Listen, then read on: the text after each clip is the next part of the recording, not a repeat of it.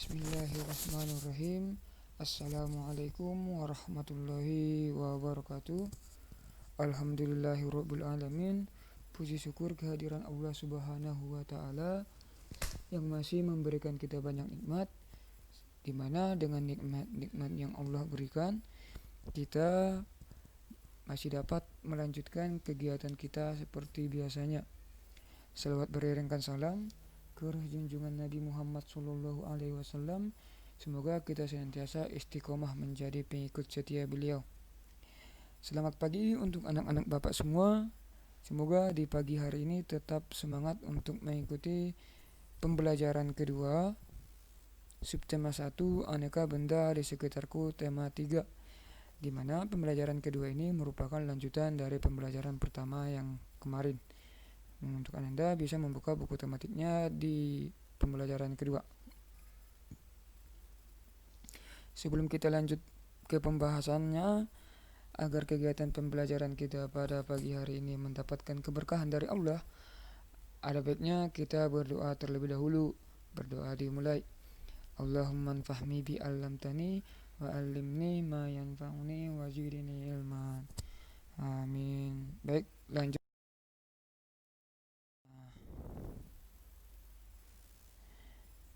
Benda terbuat dari berbagai bahan dasar. Mari kita pelajari bahan dasar pembuat benda. Bahan dasar di sini boleh dikatakan asal benda tersebut bisa dibuat, asal bendanya berasal dari apa, gitu ya.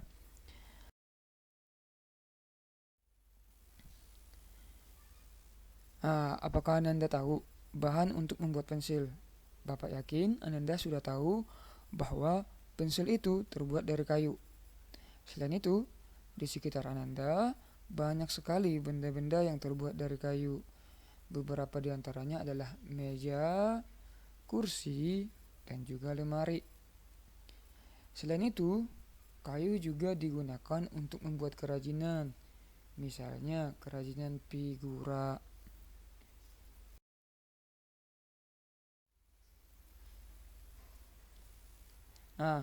Kayu merupakan bagian daripada pohon. Untuk memperoleh kayu, kita harus menebang pohon.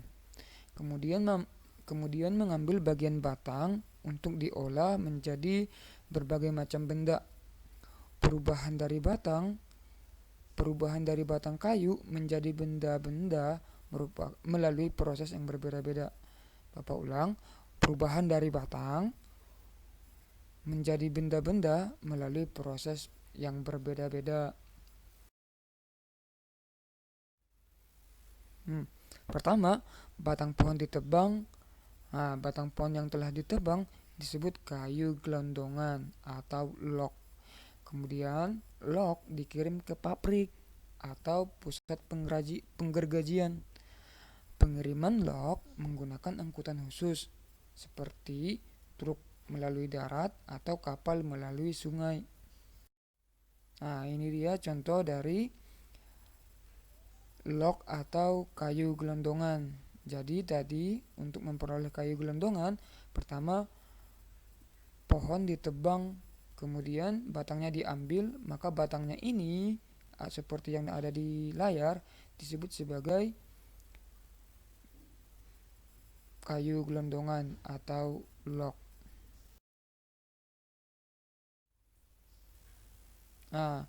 Setelah itu log dipotong-potong sesuai keperluan untuk menghindari jamur dan juga serangga yang dapat menyerang kayu, maka kayu perlu dikeringkan. Pertanyaannya, bagaimana cara mengeringkan kayu? Cara mengeringkan kayu hanya dengan dijemur. Biasanya kayu akan dijemur sekitar 2 hingga 4 minggu. Setelah dijemur, kayu siap diolah sesuai dengan keperluannya. Berarti sampai nanti kayu siap diolah sesuai dengan keperluannya, pertama pohon ditebang, kemudian diambil batangnya. Batangnya ini disebut sebagai kayu gelondongan atau log. Kemudian log atau kayu gelondongan dibawa dengan truk atau dengan kapal ke pusat penggergajian atau ke pabrik Nanti di pabrik kayu tersebut harus dijemur agar kering dan tidak mudah terserang jamur dan juga serangga. Setelah itu nanti kayu akan siap diolah sesuai dengan yang kita butuhkan. Baik, kita lanjut. Kayu dapat dipilih menjadi bahan dasar benda. Kenapa alasannya? Apakah Anda tahu kenapa kayu dapat dibuat sebagai bahan dasar benda atau dipilih menjadi bahan dasar benda? Karena kayu ini mempunyai banyak keunggulan. Salah satu keunggulannya adalah kayu mudah dibentuk. Selain mudah dibentuk, ada juga beberapa benda yang terbuat dari kayu jati yang dapat bertahan sampai puluhan bahkan ratusan tahun. Sehingga keunggulan kayu yang pertama adalah mudah dibentuk dan juga tahan lama, bahkan sampai ratusan tahun. Namun, selain ada keunggulan dari kayu, juga memiliki kelemahan, di mana kelemahan benda yang berbahan dasar kayu adalah tidak tahan api, sehingga mudah terbakar. Selain itu, ada juga beberapa jenis kayu yang mudah terserang rayap atau serangga lainnya. Sehingga meskipun mungkin kayu tersebut sudah dikeringkan dengan dijemur 2-4 minggu, masih tetap bisa diserang oleh rayap atau serangga lainnya. Ini dia proses pembuatan kayu sehingga dapat diolah sesuai dengan kebutuhan kita. Pertama, kayu harus dikeringkan, di mana lama pengeringan kayu 2-4 minggu. Di sini kenapa kayu dipilih menjadi bahan dasar pembuatan benda? Karena yang pertama, kayu mudah dibentuk dan juga tahan lama, di mana tadi misalnya bendanya dibuat dari kayu jati bisa bertahan puluhan sampai ratusan tahun. Selain ada keunggulan dari kayu, juga kayu memiliki kelemahan. Apa saja kelemahannya? Yang pertama, tidak tahan api sehingga bisa terbakar atau bisa dibakar. Yang kedua, beberapa jenis kayu mudah terserang rayap atau serangga lainnya. Meskipun sudah dikeringkan, ternyata ada beberapa jenis kayu yang masih mudah terserang rayap ataupun serangga lainnya. Contoh benda yang terbuat dari kayu.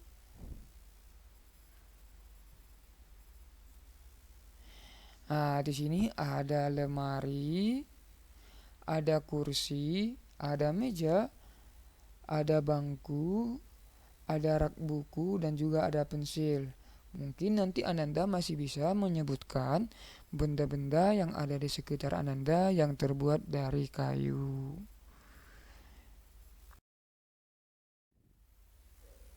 Ini dia. Kita akan sebutkan nama bendanya yang terbuat dari kayu dan juga kegunaan benda tersebut. Yang pertama ada pensil, di mana kegunaan pensil adalah untuk menulis. Yang kedua ada pintu. Apa kegunaan pintu? Yaitu untuk menutup ruangan. Yang selanjutnya buku. Ternyata buku juga terbuat dari kayu atau bahan dasar pembuat buku adalah kayu, di mana fungsi dari buku adalah untuk dibaca dan juga untuk ditulis. Selanjutnya ada bangku. Bangku juga ada yang terbuat dari kayu, di mana fungsi dari bangku adalah untuk tempat duduk.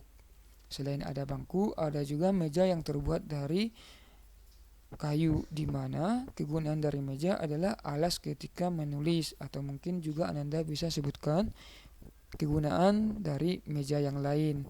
Selanjutnya ada lemari. Lemari juga kebanyakan adalah terbuat dari kayu, di mana fungsi dari kayu pada fungsi lemari adalah untuk menyimpan barang seperti mungkin pakaian, buku, dan juga lainnya.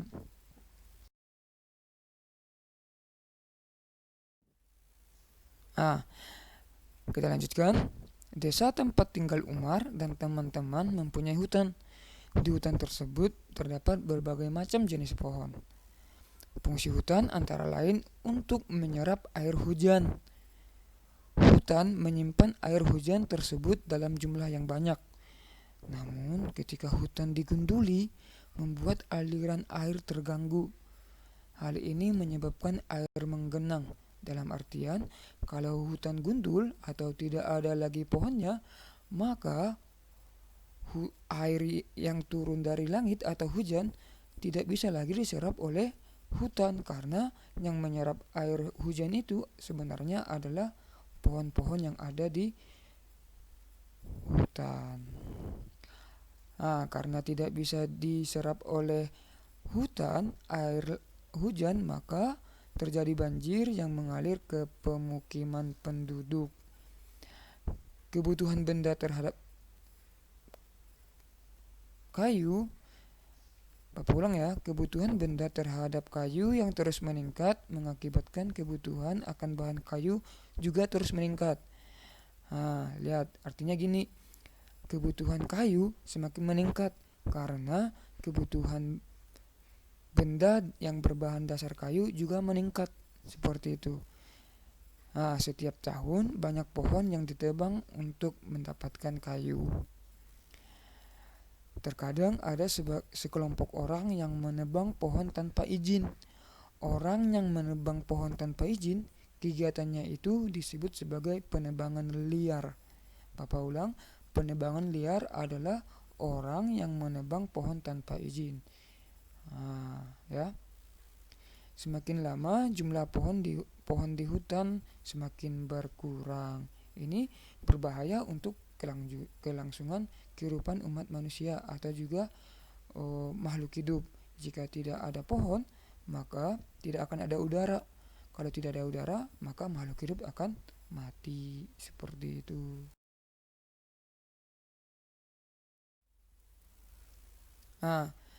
Ketika tadi ada masalahnya apa? Masalahnya adalah ada orang yang melakukan penebangan liar atau pencurian kayu. Untuk menyelesaikan masalah tersebut, maka kita lakukan musyawarah. Apa itu musyawarah? Musyawarah adalah kegiatan membahas suatu masalah secara bersama-sama. Berarti musyawarah itu kita duduk bersama dengan teman-teman kita, kemudian kita bahas suatu masalah di mana nanti dari kegiatan tersebut kita memperoleh penyelesaian masalah yang ada. Berarti kegiatan musyawarah itu diawali dari berkumpulnya beberapa orang untuk membahas suatu masalah. Nanti dari perkumpulan tersebut maka diperoleh penyelesaian dari masalah yang ada. Seperti itu. Tadi kan ada masalah di desa Umar, di mana ada penebangan liar yang terjadi. Di sini Bapak tampilkan masalah sehingga nanti kita musyawarahkan bersama sehingga ditemukan solusi atau penyelesaian dari masalah tersebut. Permasalahan yang pertama, di desa Umar banyak terjadi penebangan liar. Bagaimana cara mengatasinya? Cara mengatasi penebangan liar setelah mufakat atau musyawarah adalah pelarangan atau penegasan kepada orang yang menebang pohon yang liar dan diberikan sanksi agar tidak terus melakukan kesalahan. Berarti dilakukan pelarangan agar orang tidak melakukan penebangan pohon liar dan diberikan sanksi agar tidak terus melakukan kesalahan yang sama. Permasalahan yang kedua adalah apa yang akan terjadi jika penebangan liar tidak dihentikan. Maka kalau penebangan liar terus-menerus dilakukan, maka hutan akan gundul. Di mana jika hutan gundul, maka akan menyebabkan bencana banjir atau tanah longsor. Sehingga kehidupan manusia akan terasa berat. Selain itu, jika hutan sudah gundul, maka hewan juga akan kehilangan tempat tinggal. Karena kebanyakan hewan adalah tinggal di hutan yang dilindungi oleh pohon-pohon yang ada di hutan. Selanjutnya masalah yang ketiga ada bagaimana cara mengembalikan hutan seperti semula agar misalnya hutannya sudah gundul. Bagaimana cara agar hutan tidak menjadi gundul lagi? Cara yang dilakukan adalah dengan cara reboisasi. Cara reboisasi ini adalah menanam kembali hutan yang gundul. Nah, misalnya hutannya sudah gundul, kita tanami kembali dengan pohon-pohon atau dengan tumbuh-tumbuhan. Aktivitas kita ketika menanam hutan dengan pohon-pohon atau dengan tumbuh-tumbuhan dinamakan reboisasi. Kemudian kita lakukan tebang pilih. Tidak sembarangan kita menebang pohon. Misalnya pohonnya masih muda atau masih bisa berbuah, maka diusahakan untuk tidak ditebang. Selain itu, juga menjadikan hutan sebagai cagar alam. Cagar alam ini biasanya untuk tempat hidup hewan atau misalnya segala macam tumbuhan dan hewan dibiarkan hidup, tidak boleh diganggu oleh manusia. Nah, demikian pertemuan untuk pembelajaran kedua kali ini, di mana kesimpulan yang dapat kita ambil adalah bahwa berbagai macam benda yang terbuat dari kayu, di mana kayu diperoleh dari pohon, melalui pohon ditebang terlebih dahulu, kemudian batangnya diambil. Batangnya tersebut dikatakan atau disebut sebagai kayu gelondongan atau log, di mana nanti akan dibawa ke pusat penggergajian atau pabrik. Setelah itu kayu akan dikeringkan dengan cara dijemur selama 2-4 minggu. Setelah itu baru diolah sesuai dengan kebutuhan yang kita perlukan. Keunggulan dari kayu sehingga dijadikan bahan dasar pembuat benda adalah mudah dibentuk dan juga tahan lama. Selain itu juga ada kelemahannya, yaitu kayu mudah terbakar dan juga ada beberapa jenis kayu yang mudah diserang oleh rayap atau serangga lainnya. Selain itu, untuk menyelesaikan masalah yang ada di masyarakat seharusnya dilakukan musyawarah, di mana musyawarah ini beberapa orang berkumpul untuk mencari solusi dari permasalahan yang ada sehingga nanti ditemukan solusinya. Kira-kira seperti itu. Bapak rasa pertemuan kali ini cukup sampai di sini. Kita tutup dengan doa kafaratul majelis. Subhanakallahumma wa bihamdika asyhadu an la ilaha illa anta astaghfiruka wa atubu ilaik. Syukron wa jazakumullahu khairan. Tetap semangat untuk belajar dan tetap menjadi anak yang soleh yang mendengarkan apa kata orang tua. Kita cukupkan. Assalamualaikum warahmatullahi wabarakatuh.